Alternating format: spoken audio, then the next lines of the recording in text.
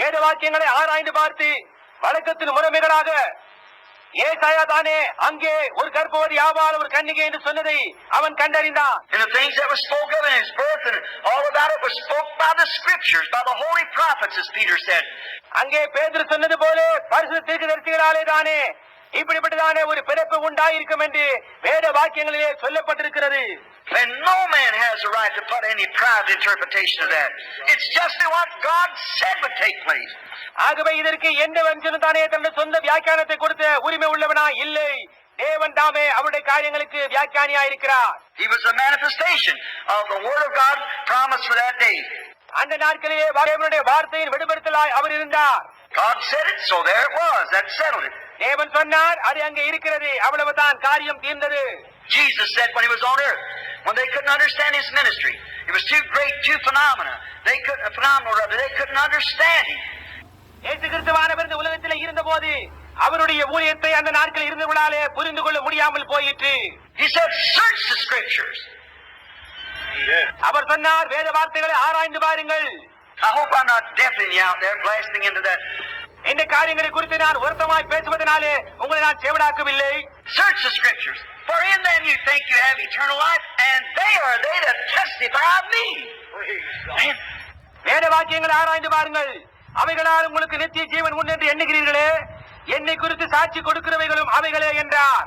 They are the ones who tell you who I am. Yes. அவைகளே நான் யார் என்று உங்களுக்கு சொல்லுகிறதா இருக்கிறது. See, God allotted the word. That day was to be the manifestation of God. God, Emmanuel, with us. பாருங்கள், தேவன் தம்முடைய வார்த்தையை பகிர்ந்தளிக்கிறார். அந்த நாளிலே தேவன் தம்மை இம்மானுவேலாக வெளிப்படுத்தும் காலமாக இருந்தது. இம்மானுவேல் என்பதற்கு தேவன் நம்மோடு இருக்கிறார் என்று பொருள். His name shall be called Wonderful, Counselor, Prince of Peace, Mighty God, Everlasting Father. And his name shall be called Emmanuel, God with us. அவருடைய நாமம் அதிசயமானவர், ஆலோசனை கர்த்தா, சமாதான பிரபு, சர்வ வல்லமை உள்ள தேவன், நித்திய பிதா என்று அழைக்கப்பட்டது. இம்மானுவேல் என்று அவர் அழைக்கப்படுவார். இம்மானுவேல் என்பதற்கு தேவன் நம்மோடு இருக்கிறார் என்று அர்த்தமாம். God was in David, God was in Moses. That's God all the way through, manifesting himself for that age. தேவன் தாவீதில் இருந்தார், தேவன் மோசேயில் இருந்தார். தேவன் காலங்களாக தானே தம்மை வெளிப்படுத்தி காட்டிக் கொண்டு வருகிறார். But this age, a virgin shall conceive, and she'll bring forth a son, and he will be God with us. Amen. ஆனால் இந்த நாட்களிலே ஒரு கன்னிகை கர்ப்பவதியாகி ஒரு குமாரனை கொண்டு வருவாள். அவர் தேவனாய் நமது மத்தியில் இருப்பார். That's what they crucified him for, making himself God, and also for breaking the Sabbath.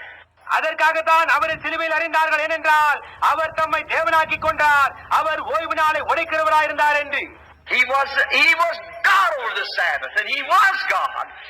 அவர் ஓய்வு நாளுக்கும் ஆண்டவராயிருந்தார், அவர் தேவனாயிருக்கிறார். And he was not just an ordinary man or an ordinary prophet, yet he was an ordinary man and a prophet. But he was the God prophet. ஆனால் அவர் ஒரு சாதாரண மனிதன் அல்ல, சாதாரண தீர்க்கதரிசி அல்ல. இருந்த போதிலும் அவர் சாதாரண மனிதனாயும் சாதாரண தீர்க்கதரிசியாய் இருந்தார். ஆனால் அவரோ ஒரு தேவ தீர்க்கதரிசியாய் இருந்தார். And he was the fulfilling of the word, exactly what God said he would do. தேவன் என்ன செய்வேன் என்று சொன்னாரோ அதை அப்படியே நிறைவேற்றுகிற வார்த்தையாய் இருந்தார். So which one of you can condemn me of sin? உங்களில் யார் என்னில் பாவம் இருக்கிறது என்று குற்றப்படுத்த முடியும்? Search the scriptures, in them you think you have eternal life, and they are they which testify of me. வேத வாக்கியங்களை ஆராய்ந்து பாருங்கள், அவைகள் நித்திய ஜீவன் உண்டு என்று நீங்கள் நினைக்கிறீர்களே, அவைகளே என்னை குறித்து சாட்சி கொடுக்கிறது. But they was living in a glare of another age. ஆனால் அவர்கள் வேறொரு காலத்தினுடைய நிலையிலே ஜீவிக்கிறார்கள். As I was preaching a few weeks ago, living in the glare. Glare is a mirage, the sun reflecting itself, and it's false. சில வாரங்களுக்கு முன்பாக பொய்யான பிம்பத்தில் ஜீவித்தலின் தலைப்பின் கீழ் உங்களுக்கு பிரசங்கித்தேன். And any glare of another age is a false reflection. Yes. இன்னொரு காலத்தின் பொய்யான பிம்பம் ஒரு தவறான பிரதிபலிப்பாய் இருக்கிறது. The people always are walking in something that happened years ago. The Lutherans are walking in a Lutheran glare. ஜனங்கள் எப்பொழுதும் ஏதோ சம்பவித்த காரியங்களில் தானே நடந்து கொண்டு போகிறார்கள். லூத்தரன் மக்கள் தானே அந்த லூத்தருடைய பொய் பிம்பத்தில் இருக்கிறார்கள். Luther's sunlight was fine in his day. Wesley was good in his day. The Pentecostal was good in its day. லூத்தருடைய சூரிய வெளிச்சம் அவருடைய காலத்திலே அருமையா இருந்தது. வெஸ்லியுடைய காலத்திலே அந்த நாட்களில் அது நன்றாக இருந்தது. பெந்தெகோஸ்து நாட்களிலே அந்த காரியம் நன்றாக இருந்தது. We're going on up the ladder. We're living in another age. நாம் ஏனிலே ஏறி மேலே போய் கொண்டிருக்கிறோம்.